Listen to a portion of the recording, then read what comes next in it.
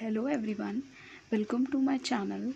This is the seventh part of the chapter Solid State, and today we are going to study about the density of the unit cell. Okay, density, density is equal to mass upon volume. Okay, वैसे ही हमारे unit cell में होता है. Suppose this is the unit cell, cubic unit cell.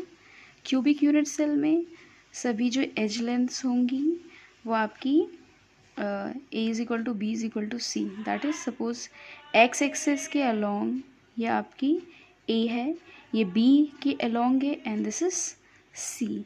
तो ये सभी as length आपस में इक्वल होंगी बिकॉज ये आपका क्यूबिक क्रिस्टल है. और इसके बीच में जो एंगल्स होंगे alpha beta and this gamma angle, तीनों 90 डिग्री के बराबर होंगे. तो डेंसिटी ऑफ यूनिट सेल किसके बराबर हुई? Mass of unit cell, unit cell का mass upon volume of unit cell. इस यूनिट सेल का वॉल्यूम क्या होगा? यूनिट सेल का वॉल्यूम होगा ए क्यूब, क्योंकि सारी ही एच लेंथ बराबर हैं. वॉल्यूम होगा A cube. And mass of a unit cell कैसे कैलकुलेट करेंगे? Mass of unit cell is equal to number of atoms per unit cell. Per unit cell का मतलब क्या है? जो भी यूनिट सेल लेंगे, सपोज अगर हम एससीसी लेंगे तो एससीसी में नंबर ऑफ एटम्स कितने होते हैं? 1.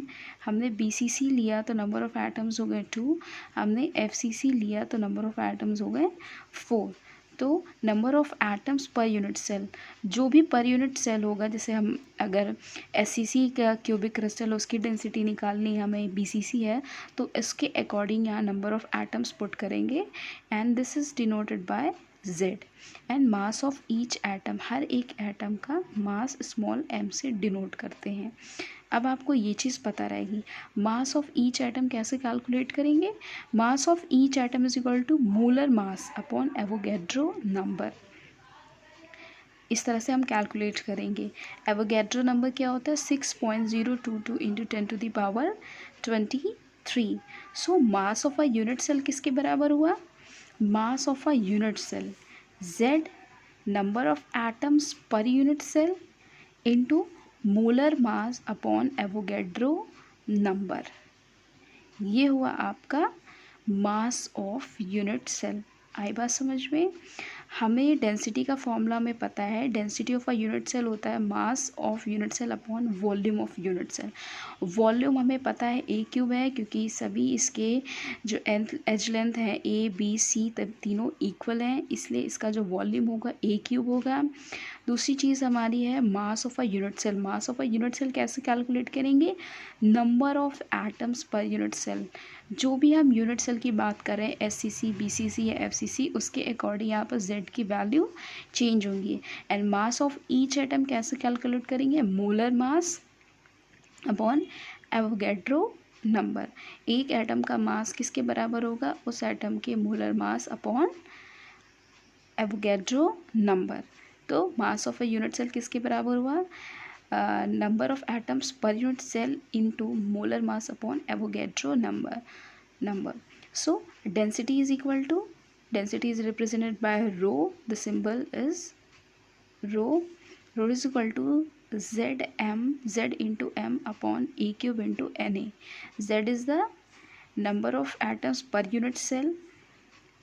M is the molar mass in grams. याद रखिएगा, ग्राम्स में molar mass. H length in centimeter. Na is the Avogadro number and rho is the density. So this is the formula of the density. Okay. Now SI unit, unit of density. हम यहाँ पर जो molar mass ले रहे हैं वो हमारा grams में है. इसकी कोई यूनिट नहीं है, इसकी एवोगैड्रो नंबर की कोई यूनिट नहीं है. तो जो हमारा मास है वो हमारा ग्राम्स में है, और जो हमारा वॉल्यूम है ए क्यूब है वो हमारा सेंटीमीटर क्यूब है. तो हमारी जो यूनिट हो गई वो क्या हो गई? ग्राम पर सेंटीमीटर क्यूब. ओके. तो एसआई यूनिट क्या होगी? Grams KG kilograms per metre cube. यहाँ पर क्या है, मोलर मास हमारा ग्राम्स पर मोल में है और एज लेंथ सेंटीमीटर में है। ये मोलर मास ग्राम्स पर मोल में है और एज लेंथ हमारी सेंटीमीटर में है। तो यहाँ से यूनिट हो गया grams per centimetre cube. But अगर हम एसआई यूनिट ऑफ डेंसिटी की बात करें तो जो हमारा मोलर मास होगा, molar mass is equal two kilograms per मोल में होगा और जो हमारी एज लेंथ होगी, एज लेंथ वो मीटर क्यूब में होगी। ओके तो ऐसा यूनिट ऑफ डेंसिटी होगी किलोग्राम्स पर मीटर क्यूब। तो आपको कभी कहीं किसी न किसी क्वेश्चन में आपको density grams per centimetre cube में भी मिल जाएगी और आपको किलोग्राम्स पर मीटर क्यूब में भी मिल जाएगी। और हाँ, डेंसिटी निकालते समय आपको यूनिट्स का बहुत ध्यान रखना है।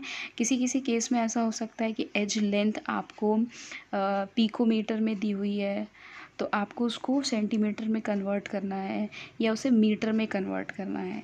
तो याद रखिए, अगर आपको पिकोमीटर में दिया हुआ है तो 1 picometre is equal to 10⁻⁻12 metre होता है and it is equal to 10⁻⁻10 centimetre होता है। ये चीज़ ध्यान रखिएगा। ओके चलिए अब इस टॉपिक डेंसिटी पे बेस्ड हम कुछ क्वेश्चन सॉल्व करते हैं। Okay so first question is X-ray diffraction study shows that the copper crystallises in an FCC unit cell. तो यहाँ से हमें पता चला आपका यूनिट सेल कैसा है, एफसीसी। एफसीसी यूनिट सेल के लिए जेड की वैल्यू क्या होगी, 4। एज लेंथ कितनी दी हुई है, 3.608 into 10⁻⁻8 centimetre. In a separate experiment copper, Cu is a copper, is determined to have a density 8.92 grams per centimetre cube. Calculate the atomic mass of the copper. Simplest से simplest question है आपका। यहाँ पर आपको unit भी कोई change नहीं करनी है, डायरेक्ट क्वेश्चन है। आपको एज लेंथ भी सेंटीमीटर में दी हुई है, आपको डेंसिटी भी ग्राम्स पर सेंटीमीटर क्यूब में दे रखी है। Z की वैल्यू आपकी 4 होगी। आपको atomic mass of copper calculate करना है। सिंपली यहाँ से हमने जो भी हमें गिवन है सबसे पहले हम वो लिख लेंगे। FCC के लिए Z की वैल्यू 4 होती है, हमने लिखा। एज लेंथ ली हुई है 3.608 इंटू 10⁻⁻8 सेंटीमीटर। डेंसिटी दी हुई है 8.92 ग्राम्स पर सेंटीमीटर और एटॉमिक मास हमें निकालना है। उसके आगे हमने क्वेश्चन मार्क लगाया। डेंसिटी का फॉर्मूला होता है density is equal to Z into molar mass upon a cube into Avogadro number. क्योंकि हमें मोलर मास निकालना है तो मोलर मास के टर्म्स में ये फॉर्मूला हम लिख लेंगे, rho density into A cube into Avogadro number upon Z। Sorry, यहाँ पर Z होगा, Z is the number of atoms, ये Z होगा। और यहाँ हमने सारी वैल्यूज़ पुट करने के बाद जब हम इन्हें पूरा सॉल्व करेंगे, आप अलग से कैलकुलेट करके देखिए, जब हम इसे पूरा सॉल्व करेंगे तो हमारा आंसर आएगा 63.1 grams per mole. So this is the atomic mass of the copper. Okay, now next question is an element with a molar mass. ये क्वेश्चन मैं आपको सॉल्व करके दिखाऊंगी। An element with a molar mass 2.7 into 10⁻2 kg per mole forms a cubic unit cell with edge length of 405 picometer. If its density is 2.7 into 10⁻3 kg per meter cube, what is the nature of the cubic unit cell? Okay तो सबसे पहले हमें जो जो चीज़ें given है वो हम यहाँ पे लिख लेंगे। मोलर मास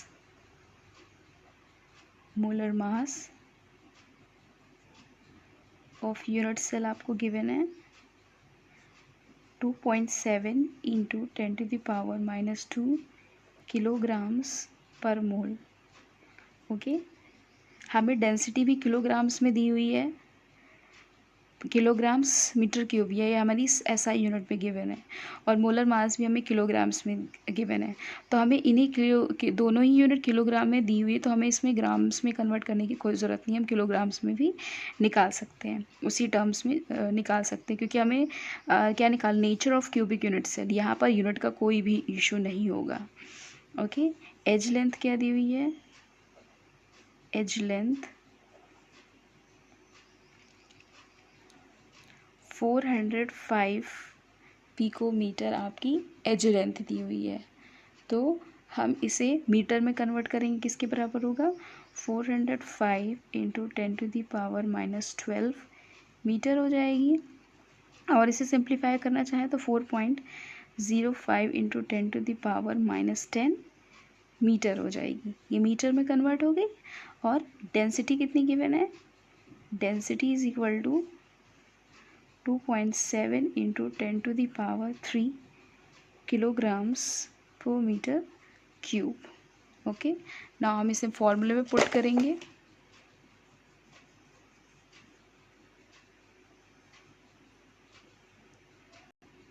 हमारा फॉर्मूला होता है density is equal to Z into M upon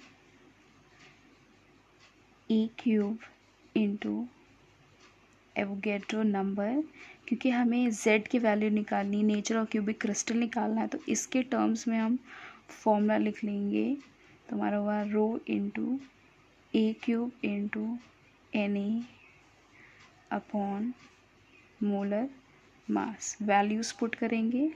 density की वैल्यू है हमारी 2.7 into 10⁻³ kilograms per metre cube into edge length है 4.05 into 10⁻⁻10 metre and Avogadro number 6.022 into 10⁻23। ये हमारा एवोगैड्रो नंबर है। और हमारा मोलर मास कितना है 2.7 इंटू 10⁻⁻2 किलोग्राम्स पर मोल। आप जब इसे पूरा सॉल्व करेंगे तो आपका आंसर 3.89 करके आएगा। नियरली इतना आंसर आपका आएगा, जो कि किसके बराबर हुआ 4 के बराबर है। Therefore 4 if Z is equal to 4 then it is FCC। आप आई बात समझे। So the nature of cubic crystal unit cell is FCC। Okay, clear. तो इस तरह से छोटे छोटे क्वेश्चंस आपसे पूछा जा सकता है। पहले क्वेश्चन में पहले जो क्वेश्चन था उसमें हमें क्या निकालना था, density simply atomic mass of the atom निकालना था। जो कॉपर गिवन था उसका एटॉमिक मास निकालना था। इस क्वेश्चन में आपको nature of cubic unit cell निकालना था, यानी Z की वैल्यू निकालनी थी।